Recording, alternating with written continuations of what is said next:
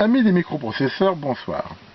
Ce soir, je vais vous faire une petite vidéo pour vous parler des resets, supervision, watchdog et trucs un peu du même tonneau. Alors c'est quoi le reset sur un microprocesseur? On va parler des microprocesseurs même si ça peut exister sur n'importe quel système logique. En fait, c'est un signal ou quelque chose qui à un instant T va le mettre dans un état logique qui est prédictible. Et comme après c'est de la logique séquentielle, on est sûr qu'on part toujours dans les mêmes conditions. Tous les microprocesseurs, depuis quasiment le début, donc ils ont ce système reset. Alors attention, ça ne remet pas tout de façon prédictible au même niveau. C'est-à-dire en fait, la documentation, le datasheet du microcontrôleur spécifie bien qu'est-ce qui est mis pour le reset. Ça ne remet pas forcément tous les registres à zéro. Reset, d'ailleurs, ça ne veut pas dire remise à zéro, ça veut dire remettre dans un état connu. Donc après, chaque microcontrôleur va dire, voilà, tel registre aura telle valeur, tel truc, ça sera mis comme ça. Et en même temps, souvent, le contenu des mémoires, par exemple, lui, n'est pas du tout remis à zéro. Il est dans un état, on va dire, a priori, aléatoire. Il ne faut pas croire qu'après un reset, toute la mémoire est remplie de zéro ou de toute autre valeur. Ce reset, donc, derrière, à tout moment, généralement, il peut arriver de façon asynchrone dans le traitement, et pareil, il remet tout.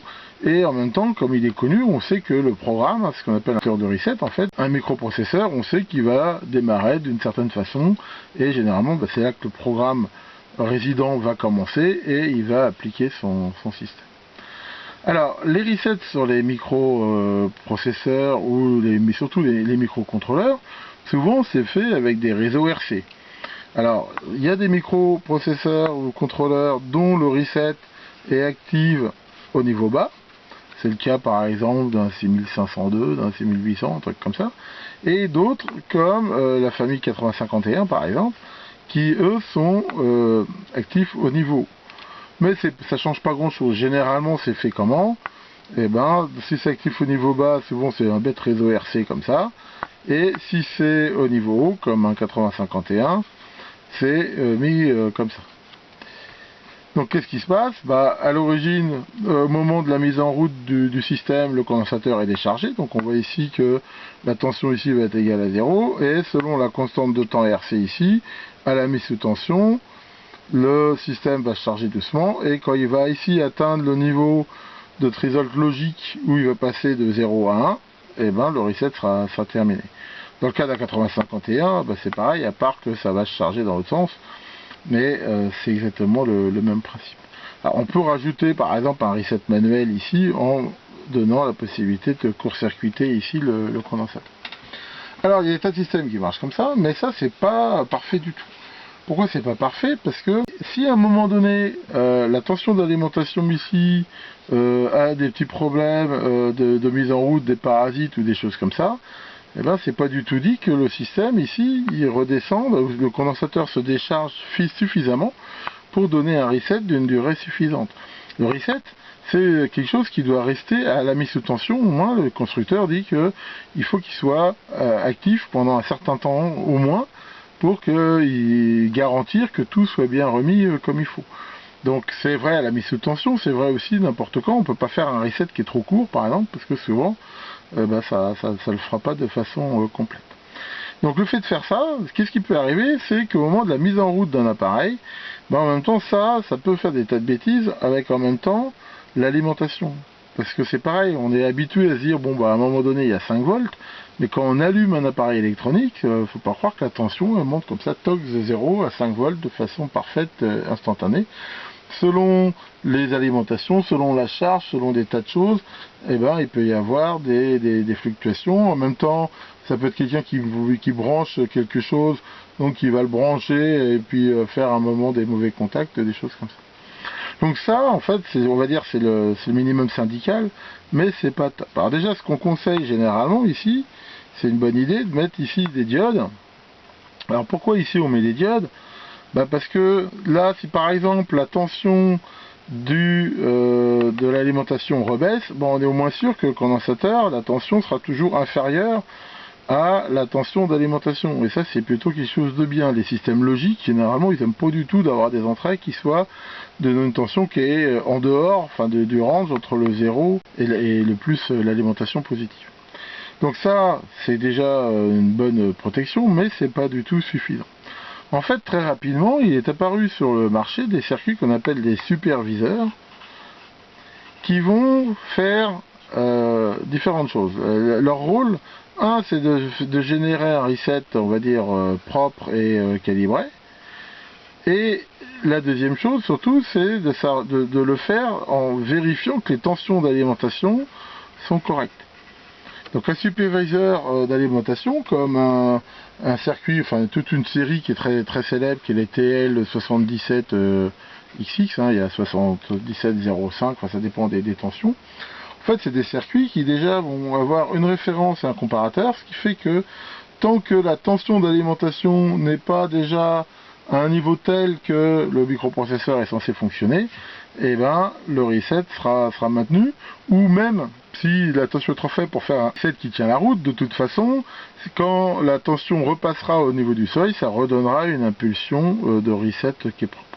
Donc ces circuits-là, ils ont déjà pas mal amélioré les choses, et ils ont empêché des fois des tas de bêtises qu'on avait des fois, qu'on peut même avoir toujours avec des microcontrôleurs ou des microprocesseurs, avec des moments où en fait le reset c'est mal fait, et là ça peut faire des tas de bêtises parce que on sait pas trop, des fois ils peuvent se mettre à marcher dans des cycles un peu bizarres en exécutant des instructions qui existent plus ou moins, enfin ça peut vraiment faire des grosses bêtises.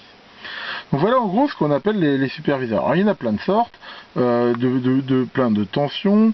Il y en a des très simples, qui sont simplement qui sont dans les mêmes boîtiers que des transistors, par exemple comme le DS1233, mais enfin il y en a plein de sortes. Ces petits superviseurs, en fait, ça coûte pas très cher et déjà ça assure d'avoir un bon reset. Alors après, il y a des modèles pour reset positif, pour reset négatif, il y en a qui sortent les deux, enfin il y a un petit peu de tout. Donc ça, après, si ça vous intéresse, allez voir un peu les datasheets, chercher superviseurs, des circuits comme déjà le TL77 quelque chose, et là, vous aurez pas mal de précisions. Donc ça c'est sympa, mais maintenant ça suffit pas. Ça suffit pas parce que le superviseur, lui, il dit, ok, je suis là pour garantir que le programme, il démarre bien, que si à un moment donné il y a un parasite sur la lime et tout, il redémarre bien. Mais c'est tout, une fois que l'alimentation est stable et que le reset a été donné, le superviseur, il supervise, mais il supervise pas grand chose, enfin je veux dire, il supervise que ça. Donc si derrière, pour X raison, le programme ne fonctionne pas ou fait des bêtises, eh ben c'est pas lui qui va le voir. Donc derrière, il y a un autre type de sécurité qui est apparu en fait, qu'on appelle le watchdog. Alors le watchdog, c'est quoi?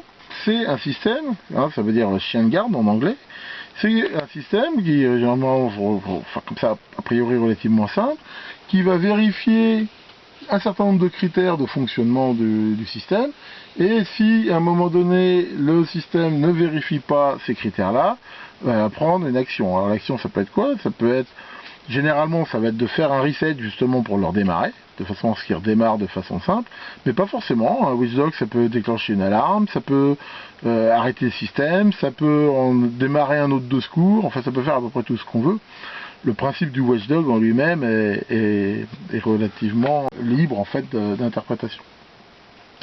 Alors ces watchdogs, pendant longtemps c'était des circuits à part, mais de plus en plus maintenant dans les microcontrôleurs, enfin surtout dans les microcontrôleurs, dans les microprocesseurs peut-être aussi, je sais pas, eh ben il y a des watchdogs intégrés.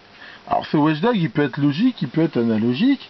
Pendant longtemps on en a fait avec pareil des réseaux RC, des monostables par exemple. Le principe typiquement ça va être de dire j'ai un monostable et tant que je lui envoie une petite impulsion, il fait pas de reset. Alors le watchdog de base, comment ça marche? Alors, le plus simple pour le comprendre, c'est de faire un watchdog logique. Une façon de faire un watchdog sur un microprocesseur ici, c'est d'avoir un compteur, comme par exemple un 4060, un compteur avec beaucoup d'étages, qui est alimenté par la même horloge que le microprocesseur, qui est remis à zéro par le même reset que le microprocesseur, et aussi avec une broche du microprocesseur par exemple qui peut le remettre à zéro comme il veut. Si on fait ça, ce qu'on peut faire c'est que le compteur on voit qu'il compte, et que le microprocesseur, ici, de temps en temps, il va le remettre à 0. Si au bout d'un moment, il ne le remet pas à 0, qu'est-ce qu'il va faire? Il va arriver par exemple au max, donc sur la dernière sortie ici, on peut très bien générer la remise à 0 encore à ce moment-là. Donc on voit que le principe ici, c'est tout bête, on fait remise à 0, le compteur compte, et de temps en temps, il faut aller le remettre à 0, et si à un moment il n'est pas remis à 0, c'est-à-dire que le programme ne réagit pas, il va déclencher un reset. Alors ça, on va dire, c'est un petit peu le watchdog le plus simple qu'on peut faire. Alors, il y en a qui sont faits de façon analogique, c'est avec des réseaux RC, mais c'est pareil, c'est le même système. Par contre, ça déjà, il y a quelque chose qui ne va pas du tout dans ce watchdog. C'est que, ici, c'est un niveau logique qui fait qu'on le remet ou pas à 0. Donc, si par exemple, le remettre à 0, c'est à 1, et puis sinon, le mettre à 0, c'est pas bon du tout, parce que si à un moment donné le programme ici il part en couille et que il se bloque sur un 1, on voit que il sera toujours remis à 0 le watchdog et il fonctionnera pas. Donc déjà un watchdog qui se respecte, lui ce qu'il regarde c'est que ça bouge, faut que ça soit dynamique. Donc une des façons très faciles ici de faire ça, typiquement, ça serait de mettre là un différenciateur par exemple avec un condensateur. Voilà, et puis je sais pas, une résistance comme ça. Ce qui fait que c'est quand le signal ici passe par exemple de 0 à 1, qu'il y aurait la remise à 0. Ce qui fait que là, même si à un moment donné le signal il est bloqué sur un 1 ou un 0, ça suffira pas. C'est-à-dire que déjà il faut être sûr ici qu'il fonctionne. Donc voilà un peu le genre de watchdog qu'on peut faire. Et c'est aussi comme ça souvent que c'est fait dans les microcontrôleurs. Souvent c'est des compteurs intégrés. Et alors, le watchdog, souvent aussi, dans les microprocesseurs, il n'est pas mis par défaut. C'est une option, en fait. On peut choisir de le mettre ou de ne pas le mettre. Mais par contre, souvent, c'est bien fait. C'est-à-dire que si on a choisi de le mettre, on ne peut plus l'enlever. Bah oui, parce que si on pouvait l'enlever, ça veut dire qu'à un moment donné, le programme, il part, il fait n'importe quoi, il pourrait l'enlever.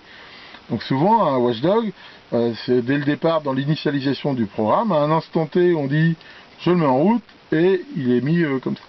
Il y en a aussi où en fait c'est carrément des configurations au moment de la programmation du système où on dit il y a le watchdog et là il n'y a même pas besoin de les mettre, c'est on va dire dès le départ. Enfin il y a différents systèmes. Alors si par contre on a des systèmes qui n'ont pas de watchdog, et moi j'utilise beaucoup, là par exemple je suis en train de faire une petite platine avec un 89C 2051, c'est un microprocesseur dérivé du fameux 8051. Celui-là n'a pas de watchdog intégré.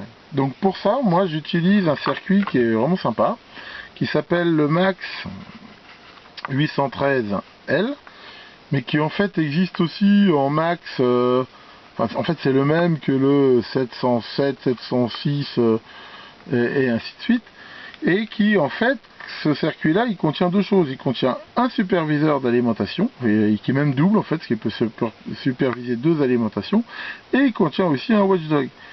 Et en fait, c'est un petit circuit 8 broches, hein, on le voit, il est destiné à être mis ici. Et ici, il est très sympa. Alors les différences entre les modèles, déjà justement, c'est la polarité du reset. Le 813L, il a un vrai reset, je veux dire qui est actif à 1, alors que les autres ont un reset actif à 0. Donc selon le type de microprocesseur, on pourra choisir celui qu'on veut. Le temps aussi ici n'est pas réglable. Le Max 813L, il est donné pour 1,6 secondes. C'est-à-dire que c'est le temps, si au bout de 1,6 secondes on n'a pas retrigré le watchdog, il va donner ici son impulsion. Donc voilà en fait ce système. Alors en même temps, moi quand je les mets, souvent je prévois un petit cavalier, vous voyez, ça, ici je l'ai prévu, ou un petit interrupteur, enfin un pont de soudure, quelque chose, qui permet éventuellement de ne pas le mettre le watchdog. Parce que des fois ça permet de voir au moment de la mise au point, ou si on va faire des tests, des trucs, éventuellement de ne pas le mettre pour savoir si y a un problème, par exemple, vient de là ou pas. Enfin bon, c'est optionnel, si on veut le mettre, il n'y a pas de problème. Si d'ailleurs vous regardez les schémas, le dernier schéma que j'ai fait sur mon site là, du superviseur de batterie, qui permet de superviser 4 batteries, typiquement j'ai utilisé ce circuit. Sur le superviseur de pompe à eau que j'avais fait, j'avais pas ce circuit à l'époque, donc j'en avais fait un avec un 555 je crois, un peu de logique, mais enfin c'est le principe est le même. Donc voilà un petit peu déjà le principe de ces trucs là. Alors maintenant, parlons un petit peu quand même de software. C'est bien beau ce Watchdog, mais alors comment on fait pour le gérer? Alors là, il y a quand même quelques petites précautions à prendre. L'idée de base, hein, comme on l'a vu, c'est que il va falloir faire varier un signal de sortie, au moins tous les X, pour dire au Watchdog, je suis toujours vivant. Alors, très généralement, dans les microcontrôleurs, les choses comme ça, on a un système où c'est un programme, en fait c'est une boucle principale, qui ici va faire un certain nombre de choses, avec éventuellement des interruptions en même temps, simples ou multiples, sur des timers, sur des events ou des choses comme ça. Donc très souvent, c'est au niveau de la boucle ici que tous les X, on va donc faire varier la sortie du Watchdog. Je vous rappelle que le Watchdog, c'est pas un état, hein, quand il est extérieur comme ça. Donc on peut inverser une pin à chaque fois par exemple, ou donner une impulsion, enfin faire ce qu'on veut. Dans le cas des Watchdog intégrés, souvent il y a une instruction spéciale qui permet de dire, de remettre, alors souvent ça peut être Clear Watchdog ou Trig ou Kick Watchdog, j'ai vu ça, enfin il y a différents noms. Donc ici on va dire que c'est un petit peu aussi ici le minimum syndical. Alors il y a des choses qu'il ne faut pas faire. Quelque chose qu'il ne faut pas faire, que j'ai vu des fois dans des programmes, c'est de gérer le Watchdog dans une interruption. Alors ça c'est pas une bonne idée, parce que si on se dit, tiens voilà, moi j'ai une interruption toutes les 20 millisecondes de mon timer pour faire quelque chose, et c'est ici j'en profite pour faire mon Watchdog, c'est pas très bon. Imaginons que le programme ici, lui, il est complètement dans les choux, il tourne on sait pas où, ça peut très bien faire que l'interruption, elle marche très bien. Rappelez-vous que les interruptions, comme leur nom l'indique, c'est j'interromps le programme principal, je mets un certain nombre de choses de côté, je traite joyeusement le programme d'interruption et je reviens où j'en étais. Donc si ici il était dans les choux, le timer, il va sortir des choux, faire bien son timer, bien resetter son Watchdog et retourner dans les choux.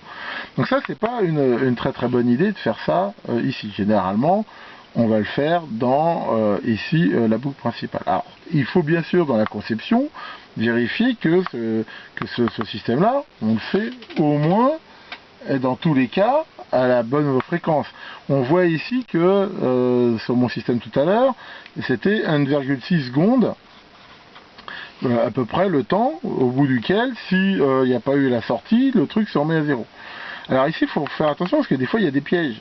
C'est qu'on peut regarder ici le temps moyen, mais il peut y avoir souvent en effet des interruptions. Or, en même temps, c'est pas toujours facile, ces interruptions-là, des fois quand il y en a plusieurs, il peut y en avoir beaucoup qui éventuellement se cumulent dans le temps. C'est-à-dire que quand on essaye, il y a le timer, il y a des caractères qui arrivent sur le port série, il y a des choses comme ça, et des fois, par un peu un phénomène de battement de fréquence, de temps en temps, on va arriver dans le pire des cas où il va y avoir le timer, le système tout en même temps, par exemple, sachant que selon les systèmes aussi, il y a des interruptions qui peuvent être même interrompues, il y en a qui vont être gérées les unes après les autres selon des priorités, enfin il y a plusieurs systèmes. Mais déjà, ici il faut faire attention. Donc déjà, un bon design souvent c'est quand même de vérifier, de ne pas être trop juste, que ici par exemple, on va se dire que tiens, on va s'arranger que ça soit mis à jour toutes les 500 millisecondes, ce qui fait que il y a quand même peu de chances que ça dépasse.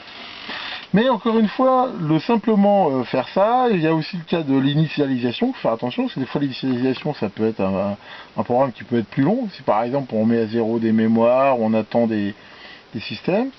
Faut se méfier aussi par exemple des entrées-sorties qui ont des acknowledge. Imaginons par exemple un truc qui envoie ici son interruption sur le port série et qui gère le RTS par exemple, le CTS RTS, le handshake, et puis là de temps en temps lui il va être long à répondre et on pense pas à mettre à zéro le Watchdog. Ça paraît trivial comme ça, alors ça dépend bien sûr des programmes, mais des fois ça peut être un peu plus complexe. Enfin voilà, ça c'est le principe. Maintenant, c'est bien de faire ça, mais à la limite, des fois on peut faire encore mieux. Alors c'est quoi faire encore mieux? C'est que un système logique, c'est pas simplement parce qu'il passe ici qu'il marche bien. Prenons un petit programme tout bête, qui a un automate qui a 4 états par exemple, donc de 1 à 4, et il tourne bien, donc impeccable, il a bien démarré, le superviseur a fait un beau reset, ça tourne, et il passe bien ici dans sa boucle et tout va bien. Et à un moment donné, il y a une petite perturbation, un champ électronique, un électrostatique, un éclair, je sais pas quoi. Et qu'est-ce qui prouve que ce parasite ici, ce qui va changer, c'est le déroulement du programme? Non, si ça se trouve, pas du tout. Ce qui a été changé, c'est le contenu simplement d'un registre. Il peut très bien avoir changé un bit dans un registre, avoir dérangé de la mémoire et des choses comme ça. Et ici, il peut se passer des choses qui ne sont pas simplement qui sortent de la boucle, mais le système, il peut être forcément pas bon. Imaginons ici que la variable d'état de mon système, c'est une valeur qui doit être entre 1 et 4. Paf, il y a un parasite, maintenant elle est à 22, qu'est-ce qui va se passer? Moi, j'en sais rien. Comment va réagir mon programme si cette variable elle vaut 22? Elle peut très bien entrer dans un truc pas bloquant, mais qui est complètement débile. Donc en fait, ce que j'essaye de faire, c'est quand ici, une fois que j'ai fini mon développement, il me reste un peu de place dans le code et que ça s'y prête bien en fait, et pareil, il me reste un peu de, enfin, je suis parac au niveau du temps de traitement. Et ben on peut en même temps faire un watchdog un peu plus intelligent, c'est-à-dire on va dire, je vais pas simplement vérifier que je passe bien dans ma boucle, mais je vais vérifier des états de mon système. Alors ça peut être des trucs externes, vérifier que les sorties sont cohérentes, ça peut être vérifier qu'il n'y a pas deux entrées qui sont de façon pas normale ou de sortie, ça peut vérifier des limites, ça peut vérifier, comme je disais, des variables d'état. Par exemple, ma variable d'état, dans mon programme ici, je peux dire, si elle n'est pas comprise entre 1 et 4, c'est qu'il y a manifestement il y a eu un pet quelque part, et ben je ne remets pas à jour le watchdog, et à ce moment-là, ça va le refaire. Donc voilà, alors après, je veux dire, chaque cas est différent, mais ce que je veux dire, c'est ça, c'est qu'on a trop tendance souvent à se dire le watchdog, c'est simplement dire que je passe dans la boucle. En fait, on peut faire souvent quand même beaucoup mieux. Alors attention, une autre chose aussi qu'il faut prendre en compte, c'est pas un débugger le watchdog. Le fait de se dire ouais mon programme il est buggé, mais enfin de temps en temps c'est le watchdog qui le remettra, honnêtement ça c'est pas tellement un bon design. Normalement, si un système est terminé, qui fonctionne bien, on le fait tourner, il doit pas y avoir de watchdog. D'ailleurs, moi ça m'arrive souvent quand j'ai fini, je mets une petite bascule ou une sonde ou quelque chose sur la sortie, puis je laisse tourner pendant une nuit ou quelques temps pour vérifier justement qu'il n'y a pas de watchdog, parce que a priori c'est pas conçu pour ça. Donc voilà en gros un petit peu pour donner un peu les bases de ce système là. Alors pour finir, je vais vous parler d'un autre truc. Alors c'est un truc qui est marrant parce que souvent il y a des gens qui réagissent plus ou moins bien sur cette idée là. C'est en fait de faire du watchdog préventif. Alors c'est quoi l'idée du watchdog préventif? Bah on va dire, prenons j'ai un petit microprocesseur, un petit machin fait avec un Tiny, avec une logique toute bête. Bon, mon programme c'est un machin, il regarde, il remplace un peu de la logique combinatoire ou séquentielle, mais un truc tout bête, qui dit, bah, je sais pas, moi je vérifie un truc genre thermostat par exemple, il va vérifier que selon la température, un système je le mets en route ou pas. Bah, une des idées de faire du watchdog préventif, c'est de dire simplement, sur l'entrée reset de mon système, eh ben, je mets un oscillateur. À la limite, un BET 555, voilà, monté avec un rapport cyclique comme ça. Et en gros, ça veut dire que mon système, moi je le remets à zéro toutes les 10 secondes, toutes les 100 millisecondes, enfin, le temps que je veux. Et voilà. Ça, l'idée, c'est de se dire, bah voilà, c'est comme si je le remets à zéro pour être sûr que ça fonctionne. C'est pas forcément quelque chose d'idiot, ça peut être simple, c'est efficace, ça coûte pas cher, parce que là, ça on peut le faire, ça peut être un diviseur du signal de l'horloge, ça peut être en effet un 555, ça peut être à peu près tout ce qu'on veut. Alors, ce qui est bizarre, c'est que des fois, quand on dit ça, il y en a qui disent, ouais, c'est vraiment crade, c'est pas clean, c'est... Je dirais, moi, je vais être plus pragmatique que ça, je dis pas que c'est clean ou pas clean. D'un autre côté, un microprocesseur, c'est un système logique, pour lui, reset, c'est un signal, que ce soit reset ou interruption, je veux dire, il n'a pas, je pense, vraiment conscience de ça. Et ça peut être quelque chose, en fait, de simple et efficace. Donc si ça s'y prête bien, pourquoi pas. Maintenant, c'est pareil, il faut regarder si c'est intéressant, les pour le compte. Mais comme ça, ça m'est arrivé de faire des systèmes en utilisant ce truc-là. Et ça a donné de très bons résultats, et c'était des choses très fiables. Donc voilà pour cette ce petit survol un peu de ce que c'est que les superviseurs, les watchdogs et un petit peu comment les utiliser. N'hésitez pas à commenter, poser des questions, mettre des likes comme d'habitude. Généralement, si vous avez des questions, j'essaierai d'y répondre. Je vous souhaite une très bonne fin de soirée et vous dis à bientôt pour de nouvelles vidéos.